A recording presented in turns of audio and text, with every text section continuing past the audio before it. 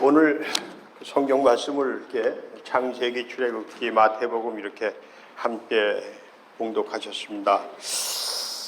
제일 먼저 창세기 1장 1절에 있는 말씀을 가지고 함께 은혜를 나누도록 하겠습니다.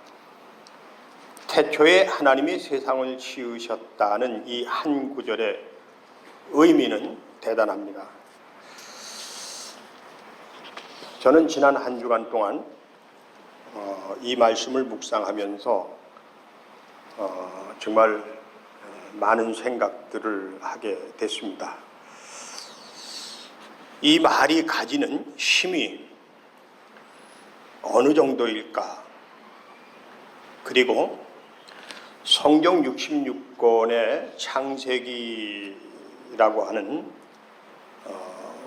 이 장에 제일 첫 번째 말씀으로 이 말씀을 기록한 그 의미가 참 대단하다, 그런 생각을 해봤습니다. 우리는 때로는 지나치게 과장된 해석을 할 때도 있습니다. 아마 이 말씀을 가지고 제가 한 주간 동안 묵상하면서 오늘 여러분들에게 드리는 이야기가 그런 건지도 모르겠습니다. 그렇지만 이 말씀에 대한 지나친 과장이라고 생각하더라도 이 말은 그만한 의미가 있는 것이다, 이런 생각을 해봅니다. 굳이 표현하자면 이 한마디가 나를 바꾸고 세상을 바꾼다고 하는 것입니다. 애굽에서 노예로 살아가던 사람들이 자유를 찾아서 탈출을 감행했습니다. 우리가 가끔 영화를 통해서 죄수들이 감옥을 탈출하는 장면을 보곤 합니다.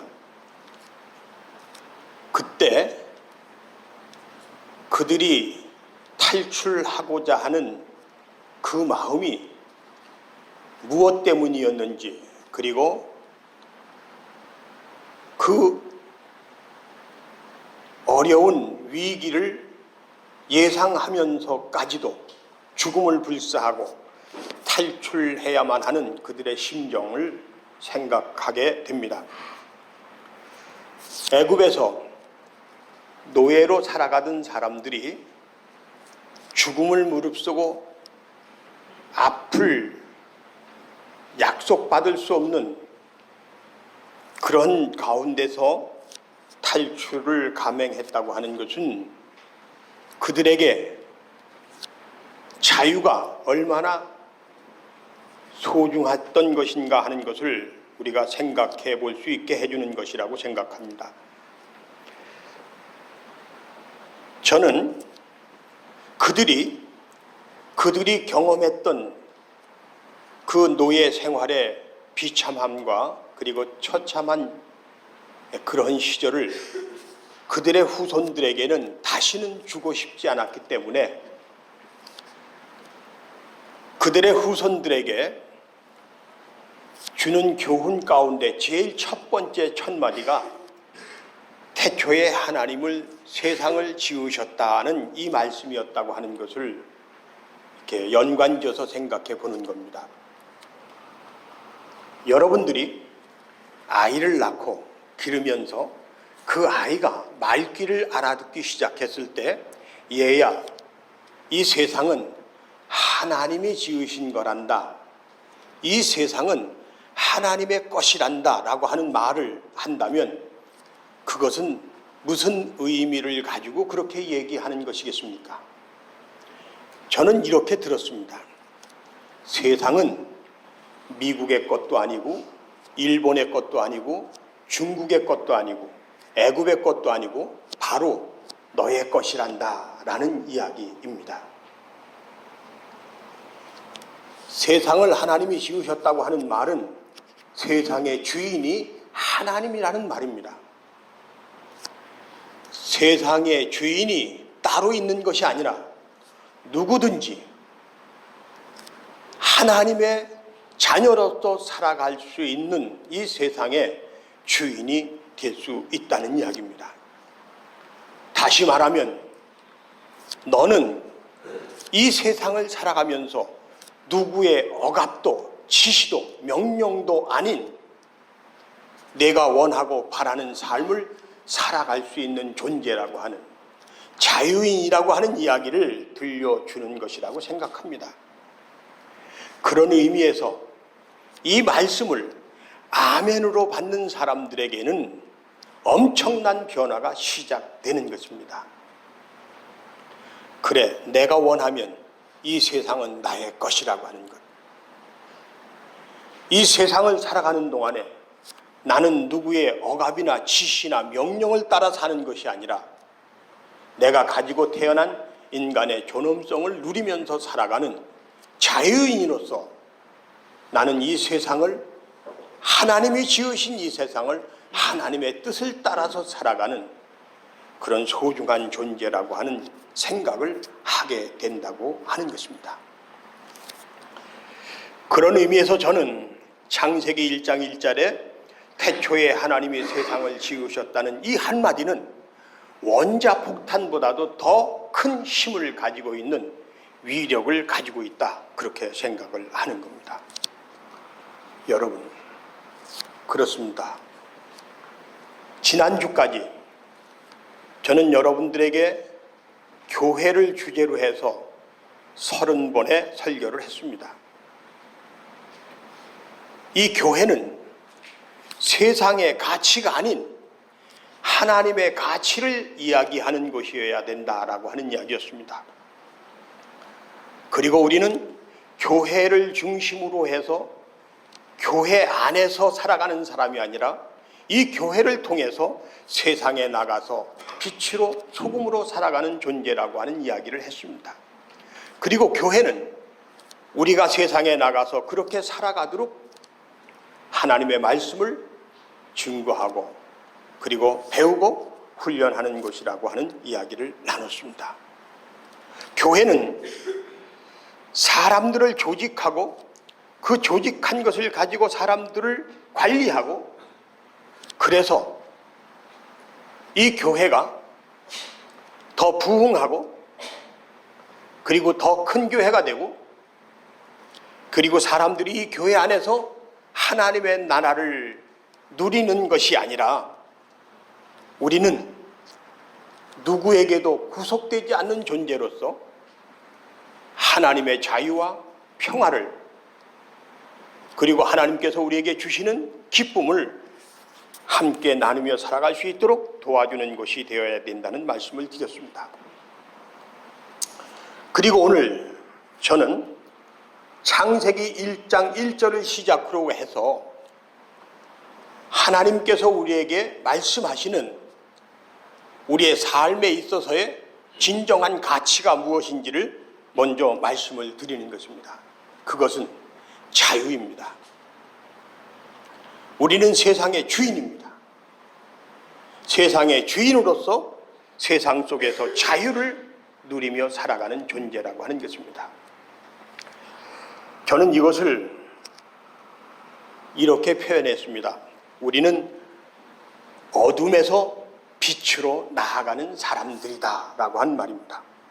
마치 애굽의 노예에서 자유를 찾아 떠났던 히브리인들이 마침내 자유의 땅에서 빛과 소금의 삶을 경험하고 이루어갔던 것처럼 오늘 우리가 살아가는 이 세상 가운데서 우리를 짓누르는, 그리고 우리를 비감하게 하고 비참하게 하는 모든 억압과 잘못된 것으로부터 벗어나서 빛으로 나아가는 꿈을 노래하는 존재가 돼야 된다라고 하는 이야기입니다.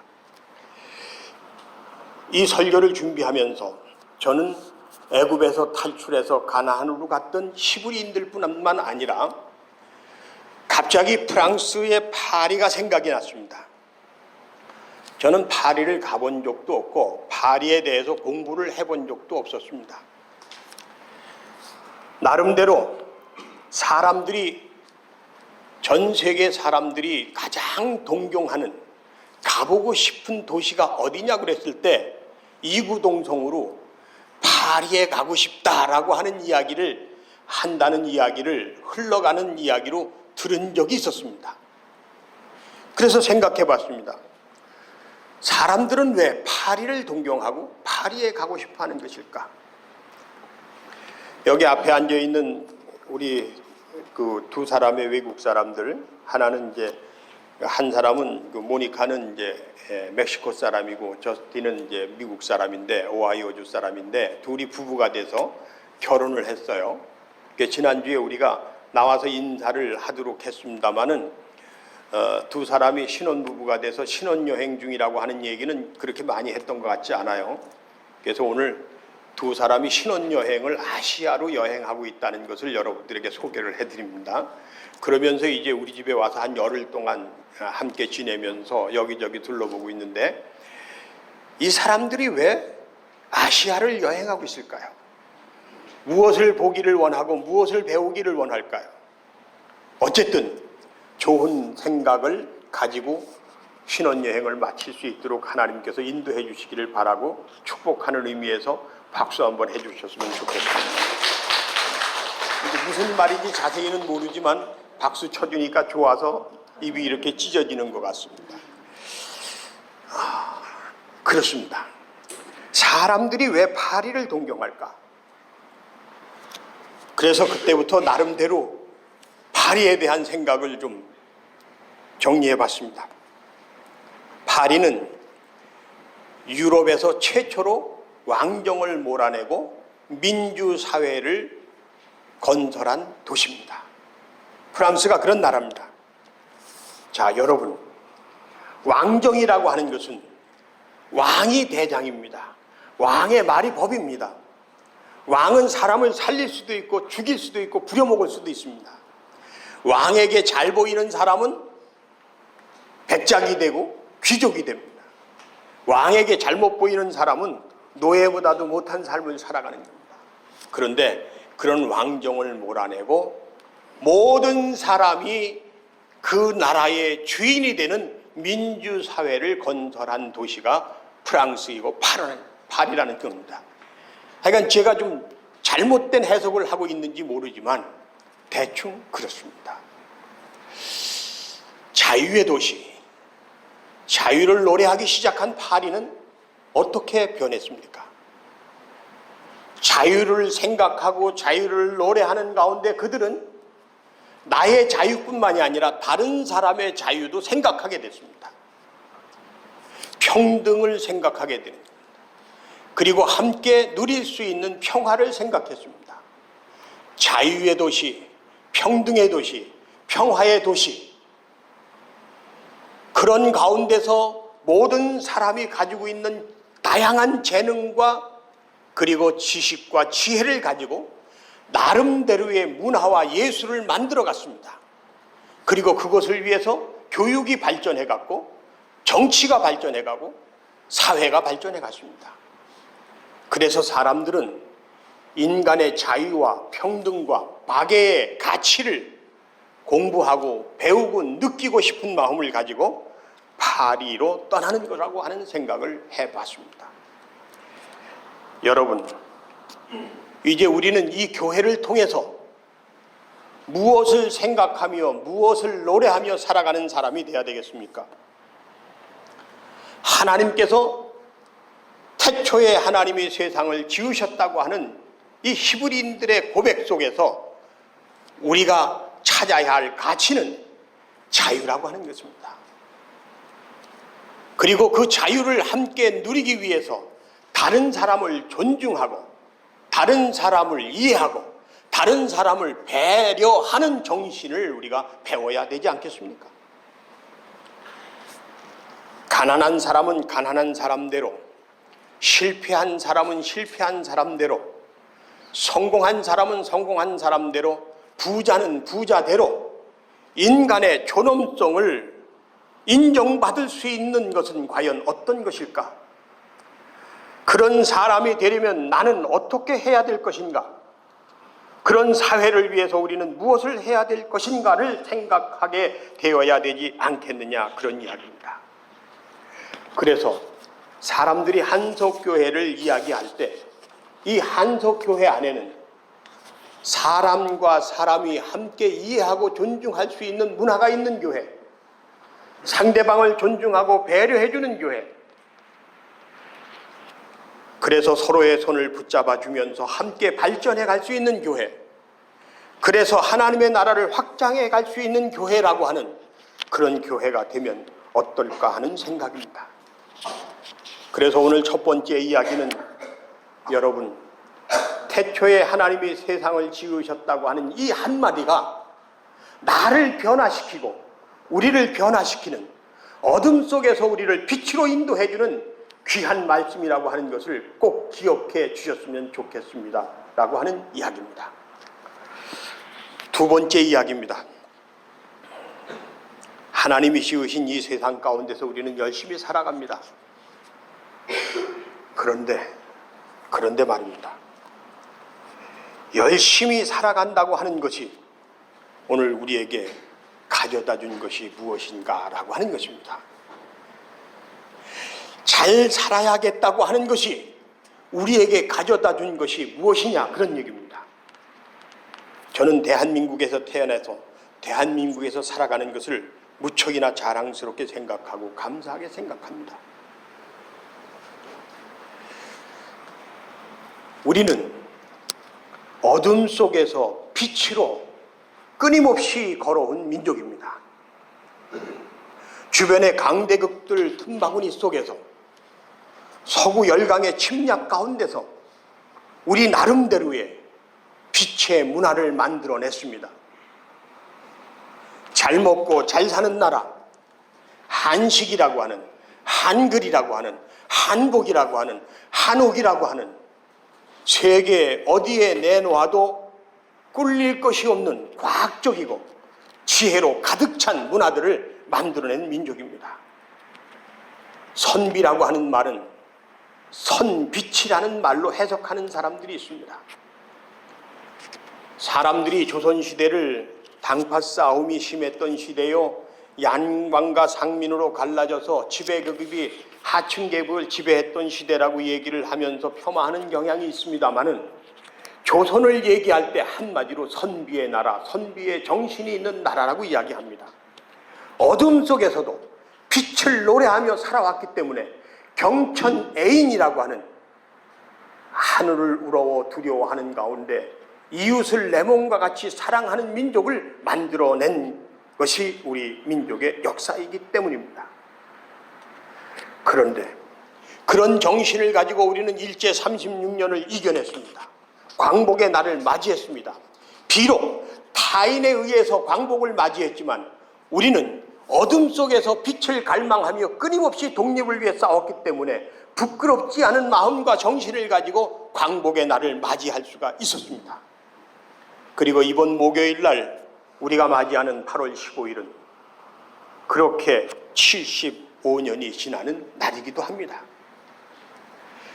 여러분, 우리는 그동안 그렇게 우리가 노래했던 어둠 속에서 빛으로 나아가고자 했던 그 열망으로 무엇을 만들어내었느냐라고 하는 것입니다. 잘 사는 나라를 만들었습니다.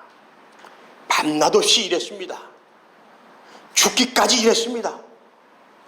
친구도 멀리하고 가족까지도 등을 지고 도시로 떠나서 더 나은 삶을 찾아서 일했습니다. 그런데 과연 그런 우리들에게 남아있는 것은 무엇입니까? 사람이 이렇게 살려고, 내가 이렇게 살기 위해서 그동안 그렇게 애썼던가 라고 하는 후회는 혹시 우리에게 없느냐, 그런 이야기입니다. 그런 의미에서 저는 오늘 다른 여러 가지 이야기들 속에서 한 가지 아주 소중한 이야기를 여러분과 나누려고 하는 것입니다. 지난주까지 30번의 이야기를 통해서 나눈 그 교회가 과연 우리에게 주는 것이 무엇이어야 할까를 얘기하는 것입니다. 여러분, 하나님은 오늘 우리에게 쉼을 주시고자 하는 것입니다. 저는 오늘 여러분들에게 쉼이 있는 삶을 주는 교회, 이 교회를 통해서 저와 여러분이 쉼을 누릴 수 있는 교회가 됐으면 좋겠다 하는 이야기를 나누고 싶은 겁니다. 창세기 2장 2절부터 3절에 있는 말씀을 다시 한번 함께 보도록 하겠습니다.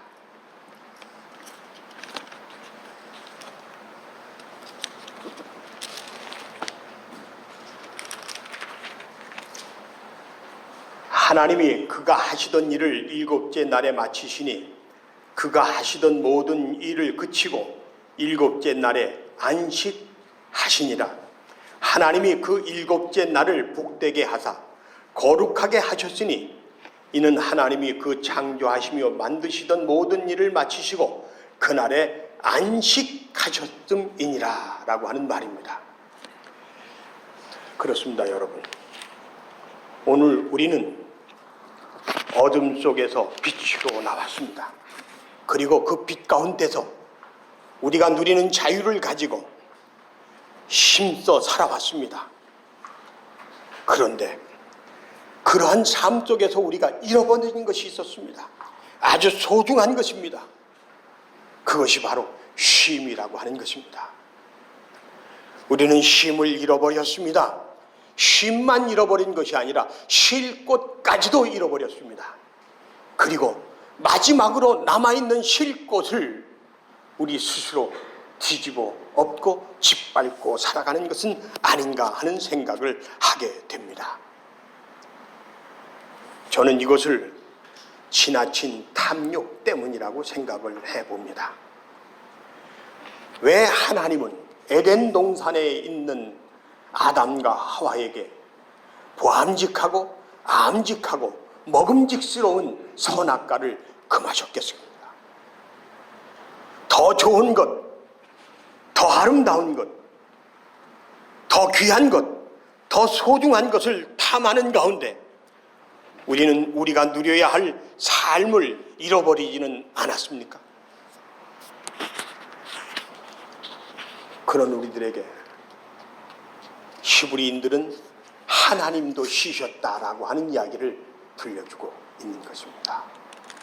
여러분, 좀 쉬어야 되지 않겠습니까? 하나님도 쉬셨는데 말입니다. 좀 쉬어야 가족과 함께 시간을 가질 수 있지 않겠습니까? 조금 더 많이 쉬어야 이웃과 함께 즐거운 시간을 가질 수 있지 않겠습니까? 좀 더 많이 쉴 수 있는 길은 죄악의 길입니까? 여러분, 그런데 말입니다. 정말 안타까운 것은 쉬어야 할 사람들에게 또 하나의 일을 짊어지게 하는 것, 그것이 있는데 그게 바로 다른 것이 아니라 교회라고 하는 것입니다. 억장이 무너지지 않습니까? 그렇지 않아도 세상을 살아가면서 힘들고 어렵게 살아가는 사람들에게 교회가 또 하나의 직업이 되는 그런 직분을 안겨주고 있지는 않는 그런 이야기입니다. 그래서 제가 끊임없이 여러분과 함께 나눈 이야기 속에 교회는 교인들을 조직하면 되지 않습니다.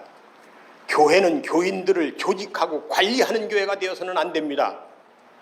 교회는 말 그대로 모든 사람들에게 쉼을 줄 수 있는 교회가 돼야 됩니다라고 하는 이야기를 했던 겁니다. 마태복음 11장 28절부터 30절은 히브리인이 아니라 예수님께서 사람들에게 쉼에 대해서 이야기해 주시는 말씀이 기록이 되어 있습니다. 여러분, 다시 한번 마태복음 11장 28절에서 30절에 있는 말씀을 함께 봉독해 보도록 하시겠습니다. 같이 읽겠습니다. 수고하고 무거운 짐진 자들아 다 내게로 오라. 내가 너희를 쉬게 하리라. 나는 마음이 온유하고 겸손하니 나의 명예를 메고 내게 배우라. 그리하면 너희 마음이 쉼을 얻으리니 있는 내 마음에는 쉽고 내 짐은 가벼움이라 하시니라. 이 말씀을 메시지 성경이라고 하는 그 성경에서는 이렇게 번역하고 있습니다.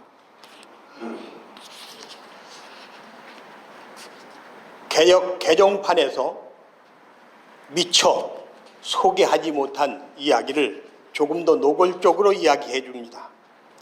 예수님께서는 이것을 그 당시에 교회라고 하는 것에 구속되어지는 사람들의 삶을 향해서 주셨던 말씀입니다.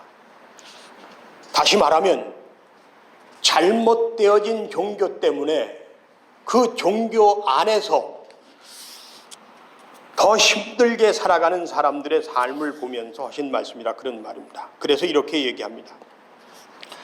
너희는 피곤하고 지쳤느냐? 종교 생활에 탈진했느냐? 나에게 오너라. 나와 함께 길을 나서면 너희 삶은 회복될 것이다. 내가 너희에게 제대로 쉬는 법을 가르쳐 주겠다. 나와 함께 걷고 나와 함께 일하라. 내가 어떻게 하는지 잘 보아라. 자연스러운 은혜의 리듬을 배워라. 나는 너에게 무겁거나 맞지 않는 짐을 지우지 않는다. 나와 함께 하면 자유롭고 가볍게 사는 법을 배울 것이라고 이야기해 주셨던 겁니다. 프랑스의 파리인들이 자유를 바탕으로 해서 문화와 예술을 발전시키고 교육과 정치를 발전시켜 갔던 것처럼 오늘 우리는 예수 그리스도를 통해서 진정한 종교가 주는 진정한 쉼을 배워가고 그 쉼 속에서 회복을 노래하는 사람들이 되어야 되지 않겠습니까? 그렇습니다. 오늘 우리 교회는 다 그런 것은 아니지만 사람들의 탐욕을 미끼로 삼아서 사람들이 좀 더 종교적이 되도록 하지는 않고 있는지 생각해 봐야 될 것입니다. 풀어서 얘기하자면 교회가 탐욕을 미끼로 해서라는 말은 예수를 잘 믿으면, 교회를 잘 다니면, 목회자를 잘 섬기면 복을 받게 되고 구원을 받게 되고 영생을 누리게 된다고 하는 이야기를 가지고 종교 장사를 하고 있다고 하는 이야기를 하고 있는 것입니다. 그래서 사람들은 더 종교적이 되고 더 교회적인 사람들이 되고 더 세상적이지 못한 사람들이 되고 자유를 잃어버리는 사람이 되고 더 큰 탐욕 속에서 종교인으로서의 지위를 갈망하고 그리고 그것을 자랑스럽게 생각하면서 살아가고 있는지는 아닌지 하는 생각을 해보는 것입니다. 여러분, 마지막으로 저는 여러분과 함께 우리 교회가 여러분에게 쉼을 주는 교회일 뿐 아니라 회복을 주는 교회가 되기를 바랍니다. 이 교회가 쉼과 함께 회복을 주는 교회가 되기를 바랍니다. 저는 1995년 7월 25일 날 이 교회에 부임했습니다. 그리고 한 5년 동안 이 교회가 추구해야 할 가치가 무엇인지를 고민하고 기도했습니다. 저는 대충 생기기도 하고 대충 살기도 하고 모든 게 좀 어수룩하기도 하지만 정말 우리가 찾아야 할 진정한 가치를 찾는 데는 그렇게 덤벙대지 않았습니다. 그리고 몹시 고민하면서 오랜 세월이 지나서 한 5년 뒤쯤에 저는 이 교회는 쉼과 회복으로 새날을 열어가는 교회라고 하는 이야기를 하기 시작했습니다. 여러분들이 혹시 기억하실지 모르겠습니다. 교회 입구에 그렇게 써서 배너를 세워놨었습니다. 쉼과 회복이 있는 교회. 그리고 이 앞에다가는 쉼과 회복으로 새날을 열어가는 교회라고 하는 현수막을 걸어 놨었습니다. 여러분, 제가 제 부모님과 동생들이 있는 LA에 자주 가보지를 못했습니다.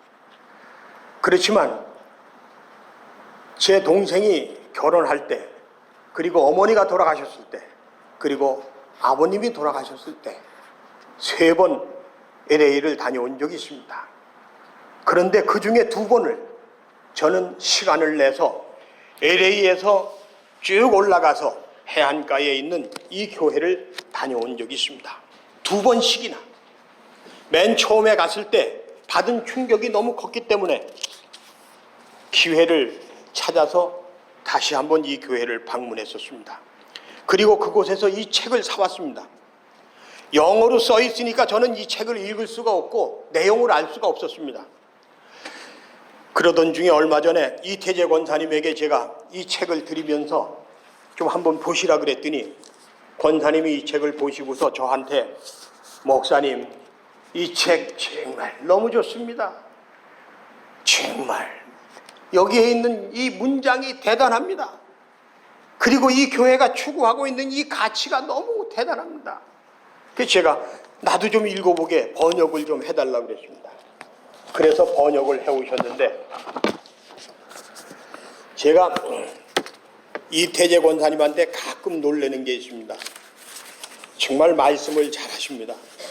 오죽 말씀을 잘하시면 제가 이태재 권사님한테 권사님 말씀하시는 걸 제가 들으면서 봉이 김선달이 대동강물을 팔아먹었다는 얘기가 실감이 납니다. 그렇게 얘기한 적이 있었습니다. 그런데 이분이 그렇게 소탈하시고 그렇게 그냥 그저 사람들하고 자연스럽게 이렇게 친구처럼 지내시고 그러시면서도 이걸 번역을 해서 저한테 가져다 주시면서 이렇게 또 아주 예쁘게 이렇게 처리를 해 주셨어요. 아주 꼼꼼하고 세심하십니다. 근데 이 속에 이런 글이 있습니다. 이곳에 방문한 여러분을 환영합니다 라면서 쓴 글입니다. 삶의 여행 중에 있는 길손들이여, 잠시 가던 길을 멈추시고 여기 신성한 아름다움으로 그대들 영혼을 충만케 하시라.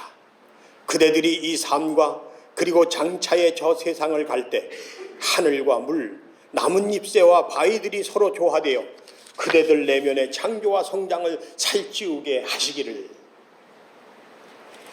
여러분, 저는 우리 교회를 방문하는 사람들이 이 교회 안에 발을 들여놓는 그 순간부터 이 교회 안에서 느낄 수 있는 그 모든 자연들의 소리와 노랫소리 속에서 그 신성한 아름다움을, 하나님의 음성을 듣게 되는 교회가 되기를 바랍니다. 제 설교가 아니라 그냥 이 예배당 안에 들어와 앉아서 기도하는 그 순간 하나님의 거룩한 음성이 들려지는 그런 교회가 되기를 바라는 겁니다.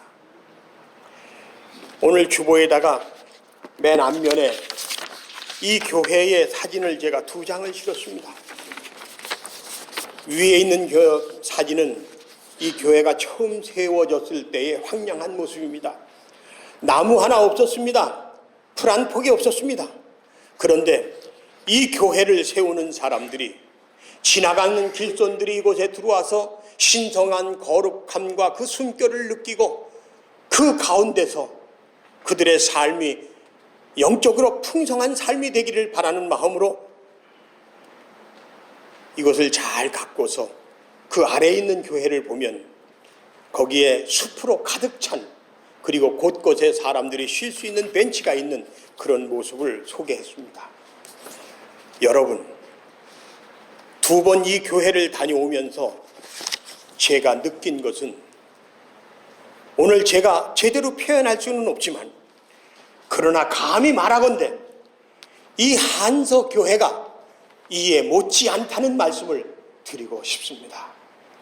쉼과 회복으로 새날을 열어가는 교회, 여기 지나던 길손들이 들어와서 이곳에서 신성의 거룩한 소리를 듣고 느낄 수 있는 교회가 되도록 하자고 하는 그런 마음으로 여러분과 제가 그동안에 갖고 온 이 교회는 이제 어느 곳에서도 볼 수 없는 그런 아름다운 교회로 세워져 가고 있습니다.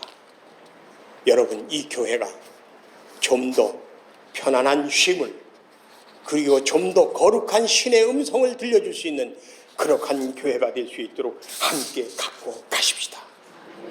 그래서 자유가 자칫하면 방종으로 흐르게 되고 부패와 타락으로 연결되어질 수 있는 이 세상 가운데서 자유의 힘으로 하나님의 거룩함을 노래하며 살아가는 사람들을 만들어내는 그런 교회가 되기를 바라는 것입니다.